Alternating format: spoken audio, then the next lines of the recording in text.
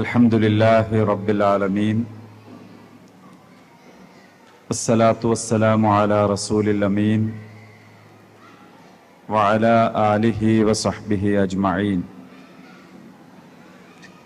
إن أريد إلا الإصلاح ما استطعت وما توفيقي إلا بالله عليه توكلت وإليه أنيب رب اشرح لي صدري ويسر لي أمري واحلل عقدة من لساني يفقهوا قولي أعوذ بالله من الشيطان الرجيم يا أيها الذين آمنوا اتقوا الله حق تقاته ولا تموتن إلا وأنتم مسلمون ആദരണീയരായ സഹോദരന്മാരെ സഹോദരിമാരെ, അല്ലാഹു സുബ്ഹാനഹു തആല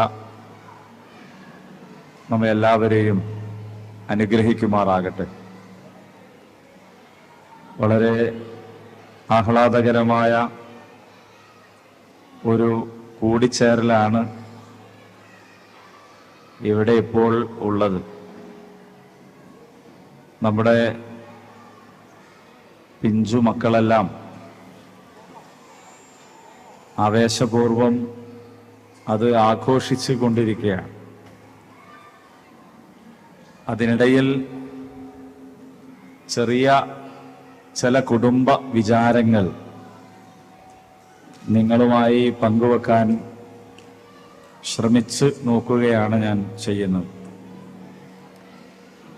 അല്ലാഹു തആല ഉപകാരപ്രദമായ വിജ്ഞാനത്തെ നമുക്ക് വർദ്ധിപ്പിച്ചു തരുമാറാകട്ടെ. കുടുംബം എന്ന് പറയുന്നത് കേൾക്കാൻ തന്നെ സുഖമുള്ള ഒരു പദമാണ്. മറ്റ് ജീവികളെ അപേക്ഷിച്ച് ഒരുപാട് കഴിവുകളും സാധ്യതകളും ഉള്ളവരാണ് നമ്മൾ ഓരോരുത്തരും. എന്നാൽ മുന്തിരിവള്ളി പോലെയാണ് മനുഷ്യൻ എന്ന് പറയാറുണ്ട്. മുന്തിരി എത്ര മുന്തിയ ഇനമാണെങ്കിലും അത് വളരാനും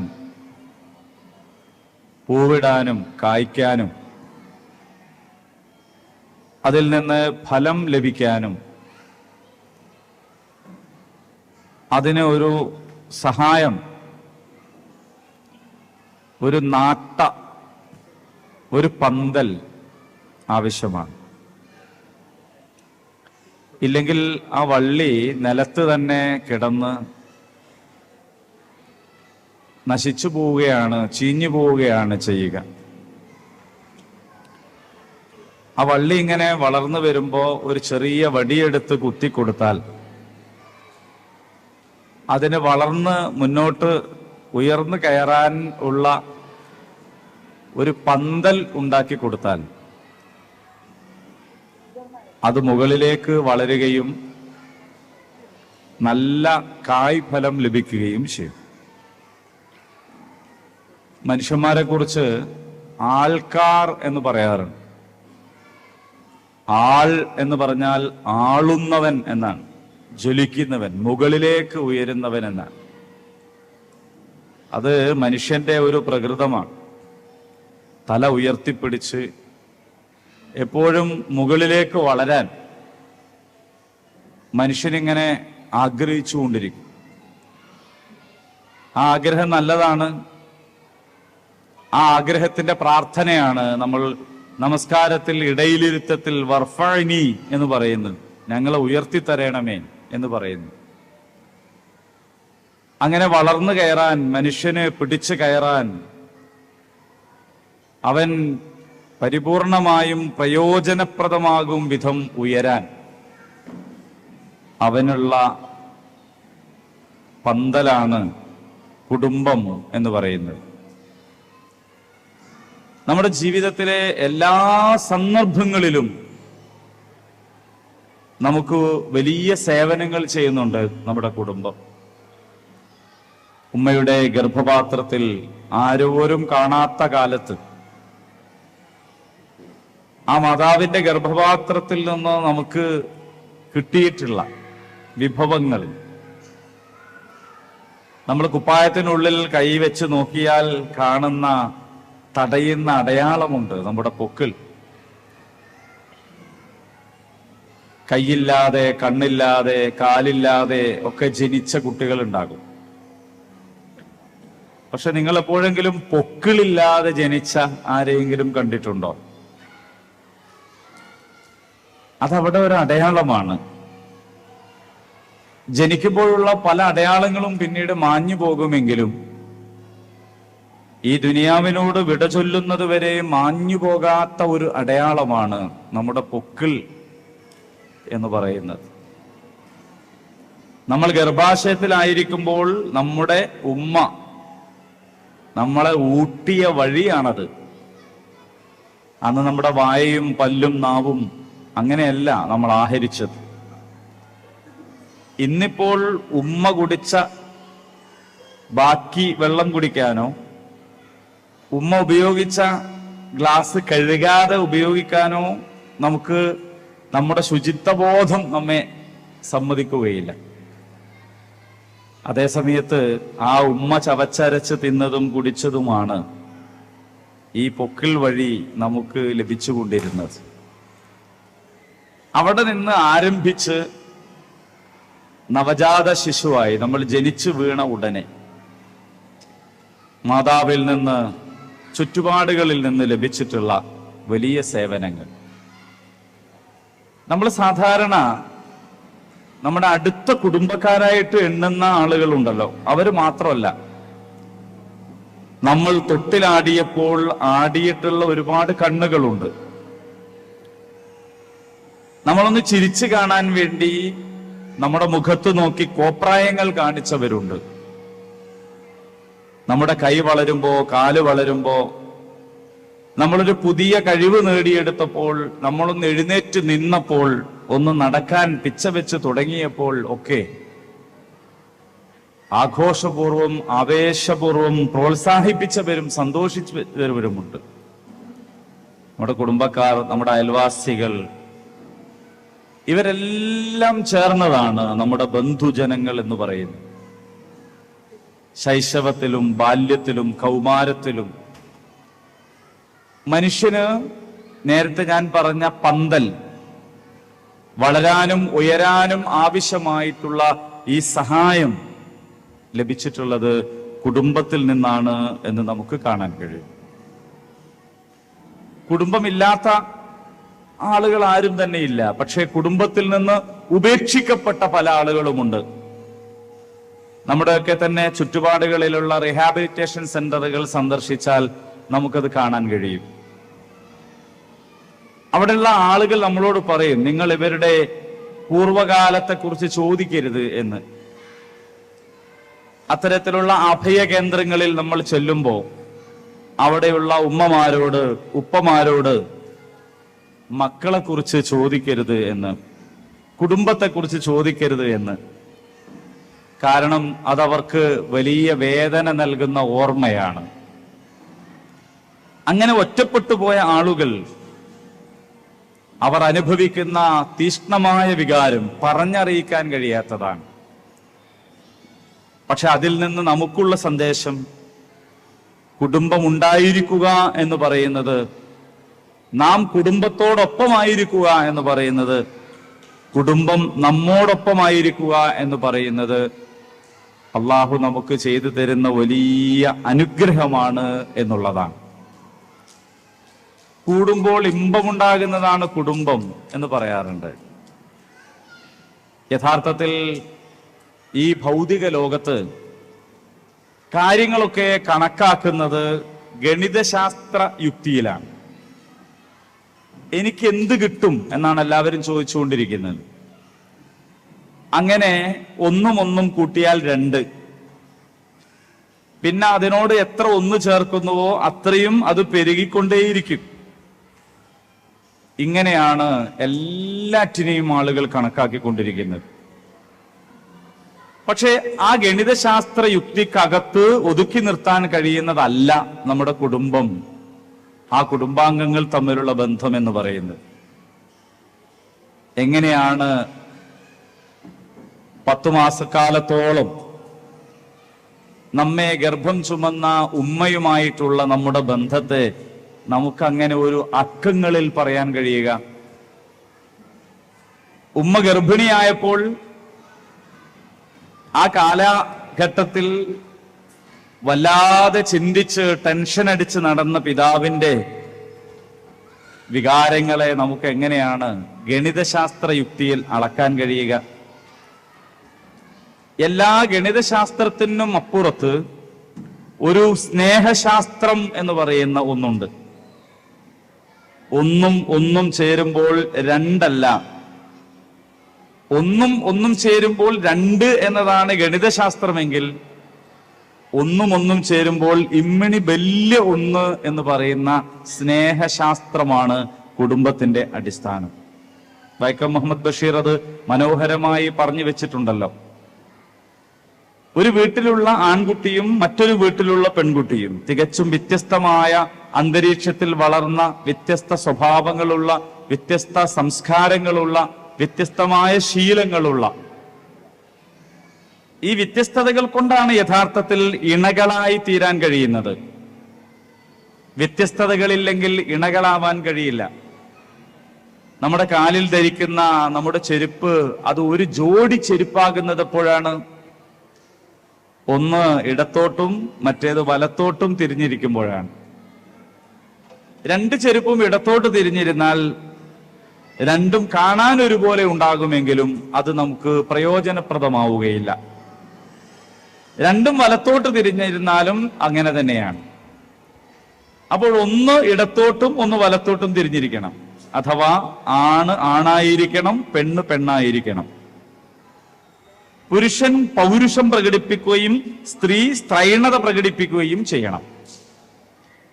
ഈ പുരുഷന്റെ പൗരുഷത്തെ ഇല്ലാതാക്കുകയും അല്ലെങ്കിൽ സ്ത്രീയുടെ സ്ത്രൈണതയെ ഇല്ലാതാക്കുകയുമാണ് സമത്വത്തിന് വേണ്ടത് എന്നതൊരു മിഥ്യാധാരണയാണ്. അപ്പോഴത് ഇണകളല്ലാതായി മാറുകയാണ് ചെയ്യുക. 2 വീട്ടിൽ ജനിച്ച, 2 കുടുംബത്തിൽ വളർന്ന, 2 സംസ്കാരം ശീലിച്ച ആളുകൾ തമ്മിൽ പുരുഷൻ അവന്റെ വിരൽത്തുമ്പുവരെ പുരുഷനാണ്, സ്ത്രീ അവളുടെ വിരൽത്തുമ്പുവരെ സ്ത്രീയാണ്. ഇവർ 2 പേരും കൂടിച്ചേരുമ്പോൾ ഒന്നും ഇമ്മിണി വലിയ 1 എന്നുള്ള അർത്ഥത്തിലേക്ക് അത് മാറുകയാണ്. ആ സ്നേഹശാസ്ത്രത്തിലൂടെ തന്നെ വേണം പിന്നീട് ജീവിതകാലം മുഴുവനായും നമുക്ക് മുന്നോട്ട് പോകാൻ. ഗണിതശാസ്ത്രത്തിലൂടെയാണ് നമ്മുടെ കുടുംബം ബന്ധം ആരംഭിക്കുന്നതെങ്കിൽ അത് തിരുത്തി സ്നേഹശാസ്ത്രത്തിന്റെ മോഡിലേക്ക് മാറ്റാൻ നമുക്ക് കഴിയണം. ഇല്ല എങ്കിൽ നമ്മൾ പരാജയപ്പെട്ടു പോകും. പ്രയോജനപ്രദമാകുന്ന കാലത്തു മാത്രം നിലനിൽക്കുന്ന ഒരു ബന്ധമായി തീരുമത്. ഭയപ്പാടിന്റെ കാലത്ത് മാത്രം നിലനിൽക്കുന്ന ഒരു ബന്ധമായി തീരുമത്. അവകാശങ്ങളെക്കുറിച്ച് മാത്രം ബോധമുള്ള ഒരു ബന്ധം എന്ന് പറയുന്നത് എത്ര പരുക്കനായിരിക്കും. ഇപ്പൊ അങ്ങനല്ലേ, എല്ലാവരും അവകാശത്തെക്കുറിച്ചാണ് പറയുന്നത്. വിദ്യാർത്ഥികൾ അവർക്ക് കിട്ടാനുള്ള അവകാശത്തെക്കുറിച്ച് പറയുന്നു, അധ്യാപകർ അവർക്ക് കിട്ടാനുള്ള അവകാശത്തെക്കുറിച്ച് പറയുന്നു, പുരുഷൻ അവന്റെ അവകാശത്തെക്കുറിച്ച് പറയുന്നു, സ്ത്രീ അവളുടെ അവകാശത്തെക്കുറിച്ച് പറയുന്നു. ഇസ്ലാം എന്തു പറയുന്നു? ഇസ്ലാം ലോകത്തുള്ള മുഴുവൻ പടപ്പുകളുടെയും അവകാശത്തെക്കുറിച്ച് പറയുന്നതോടൊപ്പം ആ പടപ്പുകളുടെ ബാധ്യതയെക്കുറിച്ച്, അവരുടെ ഉത്തരവാദിത്തങ്ങളെക്കുറിച്ച് പറയുന്നു. നിങ്ങൾക്ക് നിങ്ങളുടെ ഉത്തരവാദിത്തങ്ങൾ ഭംഗിയായി നിർവഹിക്കാൻ സാധിക്കുകയാണെങ്കിൽ അവർക്ക് അവരുടെ അവകാശങ്ങൾ ലഭിക്കുമെന്ന് പറയുന്ന സ്നേഹശാസ്ത്രമാണ് ഇസ്ലാം പഠിപ്പിക്കുന്നത്. ചില ആളുകളുടെ ജീവിതം കണ്ടാൽ, അവരുടെ വർത്തമാനം കേട്ടാൽ നമുക്ക് തോന്നുക ദാമ്പത്യം എന്ന് പറയുന്നത് ഒരു ഓട്ടമത്സരമാണ് എന്നാണ്. ആരാണ് ജയിച്ചത്, ആരാണ് തോറ്റത്? നീ അവന്റെ കീഴിലാണോ?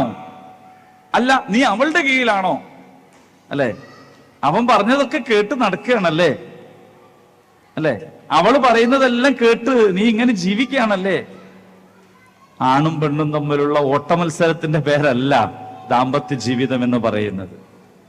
സ്നേഹത്തോടു കൂടിയിട്ട് അവകാശങ്ങൾ നൽകാൻ, ബാധ്യതകൾ നിർവഹിക്കാൻ, ചുമതലകൾ വഹിക്കാൻ മത്സരിക്കുമ്പോഴുണ്ടാകുന്ന ഒരു സൗന്ദര്യമുണ്ട്. ആ സൗന്ദര്യമാണ് യഥാർത്ഥത്തിൽ നമ്മുടെ കുടുംബത്തെ കൂടുമ്പോൾ ഇമ്പമുള്ളതാക്കി തീർക്കുക. ഭൗതികമായ വിഭവങ്ങൾ കൊണ്ട് മാത്രം നമുക്ക് സന്തോഷം ലഭിക്കുമോ? ഭൗതിക വിഭവങ്ങളുടെയൊക്കെ പരിമിതിയെക്കുറിച്ച് നിങ്ങൾ ആലോചിച്ച് നോക്കൂ. ഒരാള് നമ്മളെ പിടിച്ചു കൊണ്ടുപോയി, എന്നിട്ട് നമ്മുടെ മുമ്പിൽ 1 കിലോ സ്വർണം വെച്ച് തരികയാണ്. അപ്പൊ നമ്മൾ അതിങ്ങനെ നോക്കിക്കൊണ്ടിരിക്കുമ്പോ അതേ മനുഷ്യൻ തന്നെ നമുക്ക് 1 കിലോ നല്ല നേന്ത്രപ്പഴവും വെച്ച് തരികയാണ്. ഇഷ്ടമുള്ളത് നിങ്ങൾക്ക് എടുക്കാം. എന്ത് ചോദിക്കാനാണ്? ആരെങ്കിലും നേന്ത്രപ്പഴം സ്വീകരിക്കോ? ഉടനെ സ്വർണം എടുക്കും. സ്വർണം 1 കിലോ ഒന്നും വേണമെന്നില്ല. ഒരു പൊട്ടു സ്വർണമാണെങ്കിലും ബുദ്ധിയുള്ളവർ അതാണല്ലോ എടുക്കുക. 1 കിലോ നേന്ത്രപ്പഴം ആർക്ക് വേണം താരതമ്യത്തിൽ? പക്ഷെ കഥ ആരംഭിക്കുന്നേ ഉള്ളൂ. പിന്നീട് നിങ്ങളെ കൂട്ടിക്കൊണ്ടുപോയിട്ട് ഇവർ തടവിലിടുകയാണ് ചെയ്യുന്നത്. ഒരു മുറിയിൽ അടച്ചുപൂട്ടിയിടും. അങ്ങനെ അടച്ചുപൂട്ടി 1 ദിവസം കഴിഞ്ഞു. 2-ാമത്തെ ദിവസം ആരംഭിച്ചു. 2-ാമത്തെ ദിവസവും കഴിഞ്ഞു. 3-ാമത്തെ ദിവസം ആരംഭിച്ചു. ബുദ്ധിപൂർവം നിങ്ങൾ കൈവശപ്പെടുത്തിയ 1 കിലോ സ്വർണമുണ്ട് നിങ്ങളുടെ കയ്യിൽ. വിശക്കുന്ന വയറിന് ആ 1 കിലോ സ്വർണം കൊണ്ട് എന്ത് പ്രയോജനം? അപ്പോഴാണ് നമ്മുടെ ബുദ്ധി എത്രത്തോളം ആപേക്ഷികമാണ് എന്ന് നമുക്ക് മനസ്സിലാക്കാൻ കഴിയുക. അന്നേരം താരതമ്യേന വില കുറഞ്ഞ 1 കിലോ നേന്ത്രപ്പഴമായിരുന്നു നമ്മൾ എടുത്തിരുന്നതെങ്കിൽ ഒന്നും കിട്ടാതെ വിശപ്പ് സഹിക്കാൻ കഴിയാത്ത അവസരത്തിൽ അതെത്രമേൽ പ്രയോജനപ്പെട്ടേനെ. ഇതാണ് ഭൗതിക വിഭവത്തിന്റെ കഥ. പ്രളയമുണ്ടായപ്പോൾ നമ്മൾ കണ്ടല്ലോ, ബാങ്ക് ബാലൻസ് ഉള്ള ആളുകൾ, വലിയ പണക്കാരായ ആളുകൾ, വലിയ വലിയ വ്യാപാര സ്ഥാപനങ്ങളുടെ ഉടമകൾ, വീട്ടിൽ നിന്നും പുറത്തിറങ്ങാൻ കഴിയാതെ ടെറസിന് മുകളിൽ കുടുങ്ങിപ്പോയ, പുകക്കുഴലിന്റെ മുകളിൽ കുടുങ്ങിപ്പോയ അവരെ സംബന്ധിച്ച് അവർക്ക് വേണ്ടത് ഒരിറ്റ് ശുദ്ധജലമാണ്. വാട്ടർ ട്രീറ്റ്മെന്റ് ഫാക്ടറി തന്നെ ഉണ്ടായിട്ടും കാര്യമില്ല, അപ്പോഴത്തെ ഒരു തുള്ളി വെള്ളം. ഭൗതിക വിഭവങ്ങൾ എന്ന് പറയുന്നത് അത്രയേ ഉള്ളൂ. എന്നാൽ മനുഷ്യന്റെ മനസ്സ് വിശാലമാണെങ്കിൽ, ആ മനസ്സ് നിറയെ സ്നേഹമാണെങ്കിൽ, ആ മനസ്സ് നിറയെ കാരുണ്യമാണെങ്കിൽ, ആ മനസ്സിൽ നിന്ന് ആ സ്നേഹത്തെ തട്ടിപ്പറിച്ചു കൊണ്ടുപോകാൻ ഒരു കൊള്ളക്കാരനും സാധ്യമല്ല. അത് പൂട്ടിവെക്കാൻ ഒരു കമ്പനിയുടെ താഴും നമുക്ക് ആവശ്യമില്ല. അതുകൊണ്ടാണ് കുടുംബത്തെ സംബന്ധിച്ചിടത്തോളം, അല്ലെങ്കിൽ കുടുംബത്തിലെ ഓരോ വ്യക്തിയെ സംബന്ധിച്ചിടത്തോളവും ഭൗതിക വിഭവങ്ങൾ കൊണ്ട് മാത്രം സുഖം ലഭിക്കുകയില്ല, അങ്ങനെ കൂടുമ്പോൾ ഇമ്പമുണ്ടായിത്തീരുകയില്ല എന്ന തിരിച്ചറിവ് നമുക്ക് വേണ്ടത്. അതിനെല്ലാം അപ്പുറത്താണ് യഥാർത്ഥത്തിൽ മനുഷ്യബന്ധങ്ങൾ എന്ന് നാം മനസ്സിലാക്കേണ്ടതായി ഉണ്ട്. എല്ലാവരും ഒന്നിച്ചിരിക്കുമ്പോഴാണ് നമുക്ക് സന്തോഷം ഉണ്ടാവുക. അതുകൊണ്ടാണ് വിവാഹം എന്ന സന്തോഷാവസരത്തിൽ നമ്മൾ എല്ലാവരെയും വിളിച്ചു ചേർക്കുന്നത്. അതുകൊണ്ടാണ് നമ്മുടെ വിജയാഘോഷങ്ങളിൽ നമ്മൾ എല്ലാവരെയും വിളിച്ചു ചേർക്കുന്നത്. ഒറ്റക്കൊരു സന്തോഷമുണ്ടാവും. നമ്മൾ ഒറ്റക്ക് ഒരിടത്തിരുന്ന് സന്തോഷിക്കുക, ഒറ്റക്ക് ചിരിക്കുക. നമ്മൾ എന്താണ് അവരെ വിളിക്കുക? ഒരാൾ ഒറ്റക്ക് ഇങ്ങനെ ഇരുന്ന് ചിരിച്ചാൽ നമ്മൾ എന്താണ് അവരെ വിളിക്കുക? ഒറ്റക്കൊരു സന്തോഷമല്ല. ഒറ്റക്ക് വേണമെങ്കിൽ കരയാൻ പറ്റും.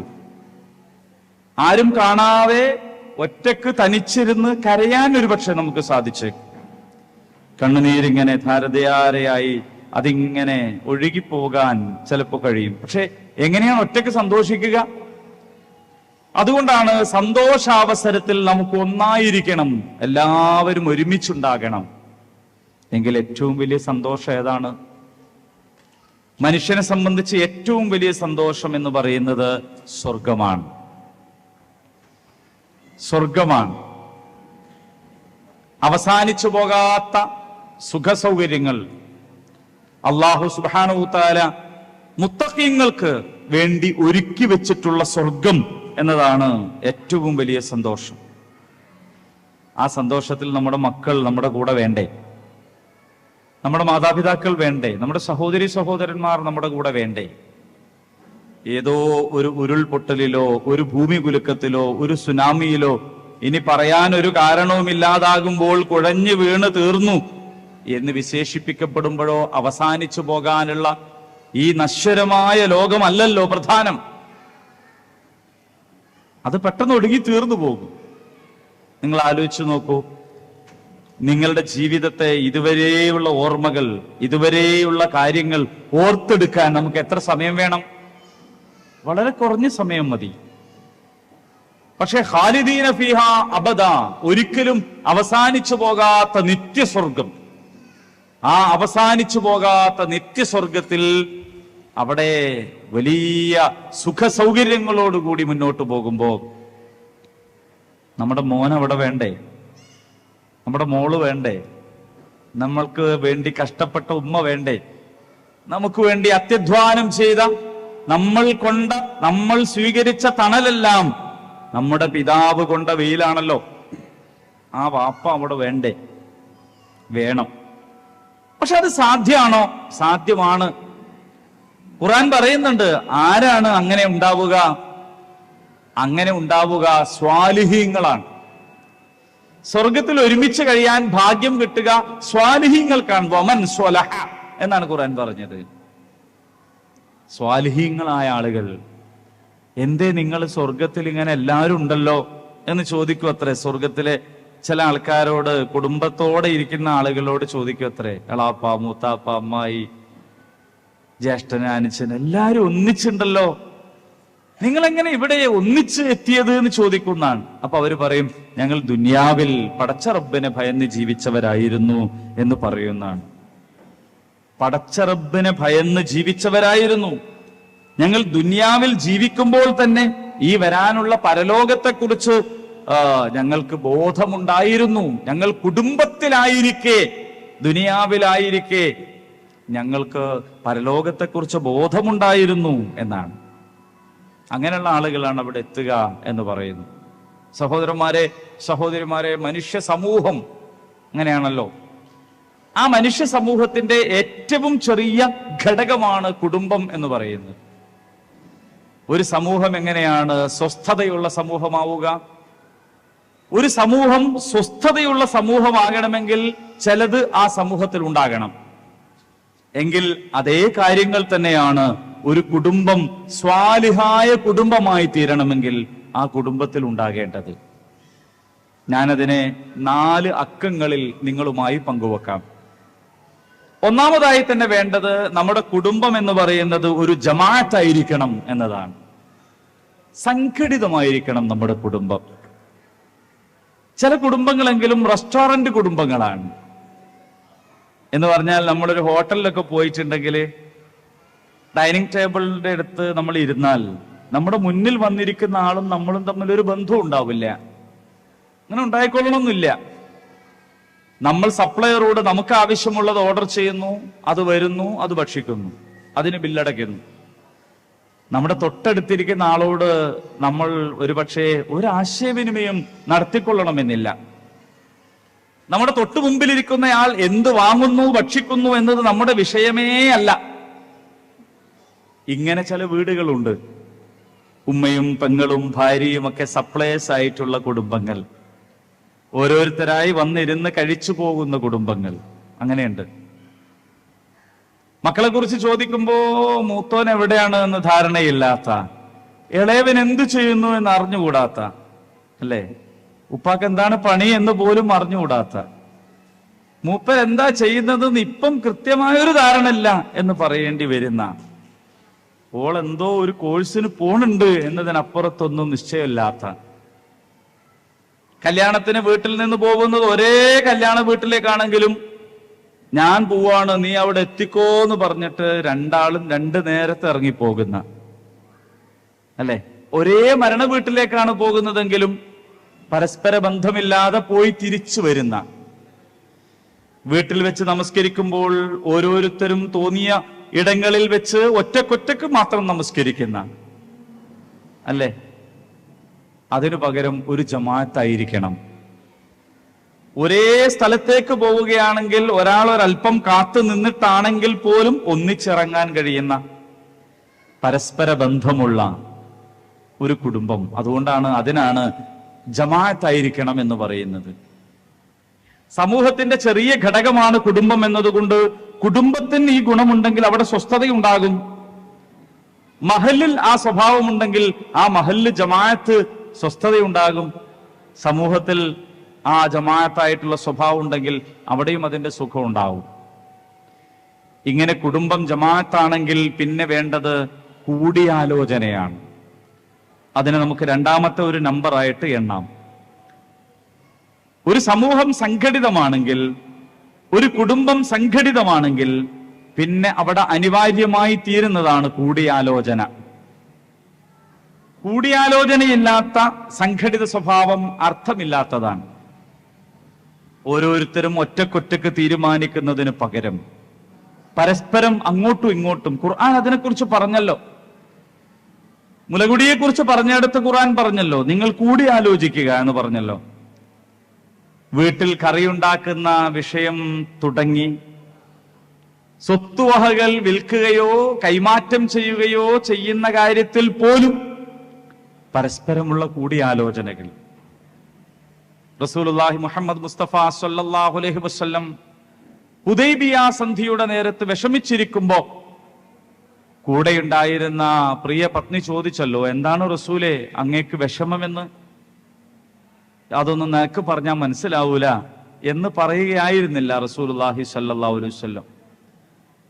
ഞാനിങ്ങനെ വിഷമിച്ചിരിക്കുകയാണ്, ഞാൻ റസൂലായി അവരുടെ ഇടയിൽ ഉണ്ടായിരിക്കെ ഞാൻ അവരോട് തലമുണ്ടനം ചെയ്യാൻ പറയുന്നതും ബലിയെറുക്കാൻ പറയുന്നതുമൊന്നും അവരനുസരിക്കുന്നില്ലല്ലോ എന്ന വിഷമത്തിലാണ് ഞാൻ.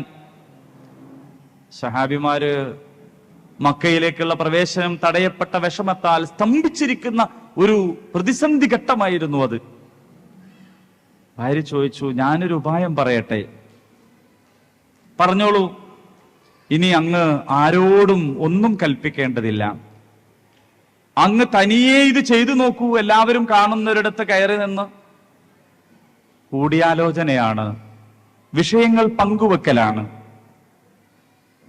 ഖലീലുല്ലാഹി ഇബ്രാഹിം അലൈഹിസ്സലാം, അള്ളാഹുവിന്റെ കൽപ്പന വന്നല്ലോ മകനെ അറുക്കണമെന്ന്. അള്ളാഹു കൽപ്പിച്ച ഏതു കൽപ്പനയാണ് ഇബ്രാഹിം അലൈഹിസ്സലാം വേണ്ടെന്ന് വെക്കുക? ഒരു കൽപ്പനയും വേണ്ടെന്ന് വെക്കില്ല. പക്ഷെ എന്നാലും മോനോട് ചോദിക്കുകയാണ്, മോനെ അള്ളാന്റെ ഒരു കൽപ്പന ഉണ്ട് കേട്ടോ ഇങ്ങനെ, എന്താണ് നിന്റെ അഭിപ്രായം? ഉടനെ തന്നെ മകന്റെ മറുപടിയാണ്, കൽപ്പിക്കപ്പെട്ടതുപോലെ ചെയ്തോളൂ പ്രിയ പിതാവേ.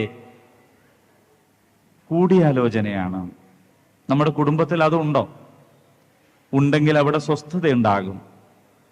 ചെറിയ നിസ്സാരമായ കാര്യങ്ങൾ മുതൽ വലിയ ഗൗരവപ്പെട്ട കാര്യങ്ങൾ വരെ കൂടിയാലോചിക്കാനും പരസ്പരം ബോധ്യപ്പെടുത്താനും പങ്കുവെക്കാനും നമുക്ക് കഴിയുമെങ്കിൽ അത് കുടുംബത്തിന്റെ ഭദ്രതയ്ക്ക് വളരെ അനിവാര്യമാണ്. പിന്നെന്താ വേണ്ടത്? ഒരു നേതാവ് വേണം. നേതാവില്ലാതെ ഈ ഒരു സംവിധാനം ഒന്നും നിലനിൽക്കൂല. ആ നേതൃത്വം അനിവാര്യമാണ്. ആ നേതാവ് ഉണ്ടായാൽ പോരാ, അതിന് അനുസരണ ലഭിക്കണം. മഹാനായ ഉമർ ബിൻ ഖത്താബ് റളിയല്ലാഹു അൻഹു ഈ കാര്യം പറഞ്ഞത് ഇങ്ങനെയാണ്, ലാ ഇസ്ലാമ ഇല്ലാ ബിൽ ജമാഅ വലാ ജമാഅത ഇല്ലാ ബിൽ ഇമാറ വലാ ഇമാറത ഇല്ലാ ബിൽ ഇതാഅ. സംഘടിത സ്വഭാവത്തിലല്ലാതെ ഇസ്ലാം ഇല്ല, അത് നിലനിൽക്കുകയില്ല. മനസ്സിലായില്ലേ? നേതൃത്വമില്ലാതെ സംഘടിത സ്വഭാവവും നിലനിൽക്കുകയില്ല, അനുസരണമില്ലാതെ നേതൃത്വവും നിലനിൽക്കുകയില്ല. ഇത് കുടുംബത്തിലുണ്ടെങ്കിൽ അവിടെ സ്വസ്ഥതയുണ്ട്, സമൂഹത്തിലുണ്ടെങ്കിൽ അവിടെ സ്വസ്ഥതയുണ്ട്. എവിടെ ഈ സ്വഭാവങ്ങളുണ്ടോ അവിടെ എല്ലാം ഭദ്രതയുണ്ടാകും എന്ന് നമ്മൾ മനസ്സിലാക്കണം. അതുകൊണ്ട് സ്വാലിഹീങ്ങളുടെ കുടുംബമാകാൻ നമ്മൾ സൂക്ഷിക്കേണ്ടതായ ചില കാര്യങ്ങളുണ്ട്. അതിലൊന്ന് നമ്മുടെ ഫിത്രത്ത് നമ്മൾ കാത്തു സൂക്ഷിക്കുക എന്നതാണ്. കുല്ലു മൗലൂദിൻ യുവലദു അലൽ ഫിത്ര. പടച്ച തമ്പുരാൻ എല്ലാ മനുഷ്യന്മാരെയും സൃഷ്ടിച്ചിട്ടുള്ളത് ശുദ്ധ പ്രകൃതത്തോടു കൂടിയിട്ടാണ്. എല്ലാവരെയും സൃഷ്ടിച്ചത് അങ്ങനെയാണ്. അള്ളാഹു അല്ലാത്ത ഒരാളെയും ഇലാഹായി സ്വീകരിക്കാത്ത രീതിയിൽ, ഒരാളുടെ മുമ്പിലും തന്നെ അടിയറ വെക്കാത്ത രീതിയിൽ അന്തസ്സുള്ളവരായാണ് മുഴുവൻ മനുഷ്യരെയും റബ്ബ് സൃഷ്ടിച്ചിട്ടുള്ളത്. പിന്നീട് അള്ളാഹു അല്ലാത്ത ഇലാഹുകളെ സ്വീകരിക്കുന്നിടത്തേക്ക് മനുഷ്യന്റെ ജീവിതം അധപ്പതിച്ചു പോകുന്നത് എപ്പോഴാണ്? ആ ഫിത്രത്ത്, ശുദ്ധപ്രകൃതം നഷ്ടപ്പെടുത്തുമ്പോഴാണ്. നമ്മുടെ കുടുംബത്തിൽ, വീട്ടിനകത്ത് ദീനിന് മുൻഗണന നൽകാൻ നമുക്ക് കഴിയണം. നമ്മുടെ ഇഷ്ടങ്ങൾക്ക്, നമ്മൾ പറയാറില്ലേ നിങ്ങൾ ഖുർആനിനെ മുകളിൽ വെക്കണമെന്ന്? നമ്മളെല്ലാവരും ചെയ്യാറുണ്ടല്ലേ? മദ്രസ വിട്ട് വന്ന കുട്ടികളോട് നമ്മൾ പറയും മുസാഫ് എടുത്തിട്ട് മേലെ വെക്കാൻ. എല്ലാ പുസ്തകത്തിനും മേലെയാണ് മുസാഫ്. നമ്മുടെ ബുക്ക് ഷെൽഫിലും അങ്ങനെയാണ്, എല്ലാ പുസ്തകങ്ങളുടെയും മേലെയാണ് മുസ്ഹഫ്. പക്ഷേ അത് മുസ്ഹഫ് മാത്രമാണ്. നമ്മൾ നമ്മുടെ ജീവിതത്തിൽ ഖുർആനിനെ മേലെ വെച്ചിട്ടുണ്ടോ എന്ന് പരിശോധിക്കണം. വീടുണ്ടാക്കുന്നിടത്ത്, വിവാഹം കഴിക്കുന്നിടത്ത് എന്തൊക്കെ നമ്മുടെ ജീവിതത്തിലുണ്ടോ അവിടെയെല്ലാം മുസ്ഹഫ് എന്ന് പറയുന്ന ആ കിതാബിനെയല്ല, അതിനകത്തിരിക്കുന്ന ഖുർആനിനെ, അതിന്റെ ആശയങ്ങളെ, കൽപ്പനകളെ, നിരോധങ്ങളെ, മുന്നറിയിപ്പുകളെ, സന്തോഷ വാർത്തകളെ എല്ലാം നമ്മുടെ ജീവിതത്തിൽ നമ്മുടെ അഭിപ്രായത്തെക്കാളും മേലെ വെക്കാൻ നമുക്ക് സാധിക്കുമെങ്കിൽ, ദീനിന് മുൻഗണന നൽകാൻ നമുക്ക് കഴിയുമെങ്കിൽ, ആ ദീനനുസരിച്ചുകൊണ്ട് ജീവിക്കാൻ നമുക്ക് സാധ്യമാണെങ്കിൽ സ്വാലിഹീങ്ങളുടെ കുടുംബമാകും. ഏറ്റവും പ്രിയപ്പെട്ട സഹോദരി സഹോദരന്മാരെ, നമ്മൾ നമ്മുടെ ജീവിതത്തിൽ വാക്കുകൾ കൊണ്ടല്ല പ്രവർത്തനം കൊണ്ട് ചിലത് തെളിയിക്കണം. മദ്രസയിൽ വെച്ച് ഉസ്താദ് പറഞ്ഞു കൊടുത്തു മുനാഫിക്കിന്റെ ലക്ഷണങ്ങൾ എന്തൊക്കെയാണെന്ന്. സംസാരിച്ചാൽ കളവ് പറയുക, ഇത് മുനാഫിക്കിന്റെ ലക്ഷണാണ്. കുട്ടി പഠിച്ചു കേട്ടോ. അങ്ങനെ വീട്ടിലെത്തിയ കുട്ടി കാണുന്നത് ഉമ്മ അടിച്ചു തുടച്ച് വൃത്തിയാക്കുന്നതിനിടയില് ഉപ്പാക്ക് കിട്ടിയ ഒരു ഗിഫ്റ്റ് നിലത്ത് വീണ് അങ്ങ് പൊട്ടിപ്പോയി. അബദ്ധത്തിൽ സംഭവിച്ചതാണ്. മോനത് കണ്ടിട്ടുണ്ട്. അപ്പൊ ഉമ്മ മോനോട് പറയാണ്, മോനെ ഇത് ഉപ്പനോട് പറയരുത് കേട്ടോ, ചോദിച്ചാ ഞാൻ കണ്ടില്ല എന്ന് പറഞ്ഞാൽ മതി. അപ്പൊ മോനെ ആയിക്കോട്ടെ എന്ന് പറഞ്ഞു. അപ്പോ ഉപ്പ വന്നപ്പോ ഉപ്പ അന്നത് ശ്രദ്ധിച്ചില്ല, വന്നപാട് ഉപ്പ അത് നോക്കൂലല്ലോ. പിന്നീട് എപ്പോഴോ അത് കാണാതായി തെരഞ്ഞു നടക്കുമ്പോ ഇവനിങ്ങനെ ഉമ്മാനെങ്ങനെ നോക്കുന്നുണ്ട്. എന്താ പറയേണ്ടത്? ഞാനിപ്പൊ പറഞ്ഞു കൊടുക്കും എന്നുള്ള നിലക്കാണ്. പറഞ്ഞു കൊടുക്കല്ലേ. അപ്പൊ പിന്നെ ഇവന് ചിലത് ആവശ്യപ്പെടും. 100 ഉറുപ്പിക തരണം. 50 തന്നാ പോരെ, 100 വേണം. എന്നാ 100 തരാം, നീ പറഞ്ഞു കൊടുക്കല്ലേ. പറഞ്ഞു കൊടുത്തില്ല, 100 ഉറുപ്പിക കിട്ടി. ഇവ മദ്രസെന്നും പഠിച്ചത് എന്താണ്? മദ്രസെന്നും പഠിച്ചത് സംസാരിച്ചാൽ കളവ് പറയൽ മുനാഫിക്കിന്റെ ലക്ഷണമാണ്. എന്തിനാ പഠിച്ചത്? പരീക്ഷയ്ക്ക് മാർക്ക് കിട്ടാനാണ്. എന്നാൽ ശരിക്കുള്ള ജീവിതത്തിലോ അത്യാവശ്യത്തിനൊക്കെ കളവ് പറയാം എന്ന് മാത്രമല്ല, അത് മുൻനിർത്തിക്കൊണ്ട് ഒരാളോട് അയാളെ നിന്ന് കാശ് വാങ്ങാനും പറ്റും. ഇതാണ് അവൻ പഠിക്കുക. കാരണം എന്താണെന്നറിയോ? ഇമാം ഗസാലി റഹ്മഹുല്ല പറഞ്ഞു, ഒരു കുട്ടിയെ സംബന്ധിച്ച് ആ കുട്ടിയുടെ ഉമ്മ 1000 ഉസ്താദുമാർക്ക് തുല്യമാണ് എന്നാണ്. 1000 ഉസ്താദുമാർക്ക് തുല്യം. മോനെ, ആ ഗേറ്റ് കടന്ന് വരുന്ന പിരുവാരോട് പറഞ്ഞേക്ക് ഞാൻ ഇവിടെ ഇല്ലാന്ന്. ഉപ്പ മോനോട് പറയുമ്പോ മദ്രസയെന്നും കളവ് പറയാൻ പാടില്ല എന്ന് പഠിപ്പിച്ചതല്ല കുട്ടി ജീവിതത്തിൽ പകർത്തുന്നത്, ഉപ്പ പറഞ്ഞു കൊടുത്തതാണ് ജീവിതത്തിൽ പകർത്തുന്നത്. കാരണം ഇമാം ഗസാലി റഹ്മഹുല്ല പറഞ്ഞു, ഒരു കുട്ടിയെ സംബന്ധിച്ച് അവന്റെ പിതാവ് 100 ഉസ്താദുമാർക്ക് തുല്യമാണ് എന്ന്. അപ്പോൾ വാക്കുകളെക്കാൾ അപ്പുറത്ത് നമ്മുടെ പ്രവർത്തനം കൊണ്ട് നമ്മുടെ വരും തലമുറക്ക് നമ്മളിൽ നിന്ന് എന്ത് കിട്ടുന്നു എന്നതാണ്. തൽക്കാലം കരച്ചിൽ നിർത്താൻ വേണ്ടി എന്ത് ചോദിക്കുന്നതും വാങ്ങിത്തരാം എന്ന് പറഞ്ഞേക്കരുത്. എവിടെ പോകണമെന്നാണോ ആവശ്യപ്പെടുന്നത് അത് ഞാൻ ഏറ്റു എന്ന് പറയരുത്. പൂർത്തീകരിക്കാൻ സാധിക്കുന്ന വാഗ്ദാനം മാത്രമേ ചെയ്യാൻ പാടുള്ളൂ. വാങ്ങിക്കൊടുക്കാൻ കഴിയുന്നത് മാത്രമേ ഓഫർ ചെയ്യാൻ പാടുള്ളൂ. തൽക്കാല നേരത്തേക്ക് കരച്ചിൽ മാറ്റാൻ കുട്ടിക്ക് നിങ്ങൾ ഓഫർ ചെയ്തത് വാങ്ങിക്കൊടുക്കുന്നില്ല എങ്കിൽ നിങ്ങളുടെ ജീവിതത്തിൽ നിന്ന് വാഗ്ദത്ത ലംഘനം എന്ന് പറയുന്ന നിഫാഖാണ് അവർ പഠിക്കുക എന്ന് മനസ്സിലാക്കിക്കൊള്ളണം. ചോറ് വാരിക്കൊടുക്കുമ്പോൾ അമ്പിളിമാമനെ കാണിച്ച് ചോറ് കൊടുക്കുന്നത് മലയാളികൾക്കിടയിലുള്ള ഒരു ശീലമാണ്. പക്ഷേ അവിടെയുള്ള കാക്കക്കും പൂച്ചക്കും ഒക്കെ ചോറ് കാണിച്ച് അതിനൊന്നും തരൂല എന്ന് പറഞ്ഞിട്ട് കുട്ടിക്ക് കൊടുത്താ കുട്ടി പഠിക്കുന്നത് ഒന്നിനും ഒരു മണി പറ്റും കൊടുക്കരുത് എന്ന പാഠമാണ്. വയറ് വശക്കുന്ന കുട്ടിയുടെ മുമ്പിൽ ഈ കാക്ക പൂച്ച കളിയൊന്നും ഇല്ലാതെ തന്നെ കുട്ടി ഭക്ഷണം കഴിച്ചോളൂ. പക്ഷേ ആ ചോറുരുളയുടെ കൂടെ നിങ്ങൾ കൊടുക്കുന്ന സ്വഭാവം എന്ത് എന്ന് പറയുന്നത് വളരെ പ്രധാനപ്പെട്ട കാര്യമാണ്. അതുകൊണ്ട് ജീവിതം കൊണ്ട് മാതൃക കാണിക്കാൻ നമുക്ക് സാധിക്കണം. നമ്മൾ അവരുമായിട്ട് സഹവസിക്കണം. എങ്ങനെയാണ് സഹവസിക്കുന്നത്? മനുഷ്യന്റെ ഒരു പ്രകൃതം എന്ന് പറയുന്നത് അനുകരണമാണ്. അവന്റെ പ്രകൃതം മുമ്പ് എങ്ങനെയോ കാട്ടിൽ ഒറ്റപ്പെട്ടു പോയ ഒരു കുട്ടിയുടെ കഥയുണ്ട്. ഏതോ വിനോദസഞ്ചാരികളിൽ നിന്നോ മറ്റോ ഒരു കുട്ടിയെ നഷ്ടപ്പെട്ടു. തെരഞ്ഞു നടന്ന് കണ്ടില്ല. അവര് ദുഃഖിച്ച് അവര് പിരിഞ്ഞു പോയതാണ്.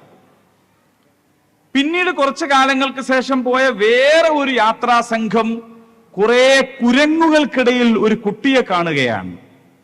സൂക്ഷിച്ചു നോക്കുമ്പോ അത് കുരങ്ങല്ലെന്ന് മനസ്സിലായി, ഒരു മനുഷ്യക്കുട്ടിയാണ്. 8-10 വയസ്സ് പ്രായമായ ഒരു മനുഷ്യക്കുട്ടിയാണ്. മുലകുടി പ്രായത്തിൽ നഷ്ടപ്പെട്ടു പോയ ആദ്യത്തെ യാത്രാ സംഘത്തിലെ കുട്ടിയാണ് അതെന്നൊക്കെ പിന്നീട് മനസ്സിലാവുന്നത്. പക്ഷേ 10 വയസ്സുള്ള ഈ കുട്ടി കുരങ്ങിനെ പോലെ മരം ചാടുകയും കൊഞ്ഞനം കുത്തുകയും ഒക്കെ ചെയ്തുകൊണ്ടിരിക്കുകയാണ്.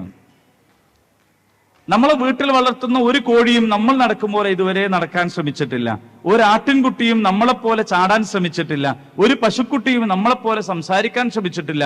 പക്ഷേ കുരങ്ങിന്റെ കൂടെ ഒരു കുട്ടി കുറച്ചു കാലം താമസിച്ചപ്പോൾ ആ കുരങ്ങിനെ പോലെയുള്ള ചേഷ്ടകൾ കാണിക്കാൻ തുടങ്ങി എന്ന് പറഞ്ഞാൽ മനുഷ്യൻ അനുകരണത്തിൽ 1-ാം സ്ഥാനത്താണ്. അതുകൊണ്ട് മാതാപിതാക്കൾ ചെയ്യേണ്ടത് കുട്ടികളോട് ഏറ്റവും നന്നായി സഹവസിക്കുക, ആ സഹവാസത്തിൽ അവർക്ക് ഏറ്റവും നല്ലത് മാത്രം നൽകുക എന്നതാണ്. മഹാനായ ഖലീലുല്ലാഹി ഇബ്രാഹിം അലൈഹിസ്സലാമിന്റെ മാതൃകയുണ്ട്. ഇബ്രാഹിം അലൈഹിസ്സലാം മക്കൾക്ക് വേണ്ടി ദുആ ചെയ്തു. മക്കൾക്ക് വേണ്ടി മക്കളില്ലാത്തപ്പോൾ ദുആ ചെയ്തത് മാത്രമല്ല, മക്കളോടൊപ്പം കൂടി ദുആ ചെയ്തു. മക്കളോടൊപ്പം മാത്രമല്ല കേട്ടോ. നിങ്ങൾ വീട്ടിൽ നിന്ന് നിസ്കരിക്കുമ്പോ ഭാര്യയും ഭർത്താവും എന്നാണല്ലോ നമ്മൾ മലയാളത്തിൽ പറയാ.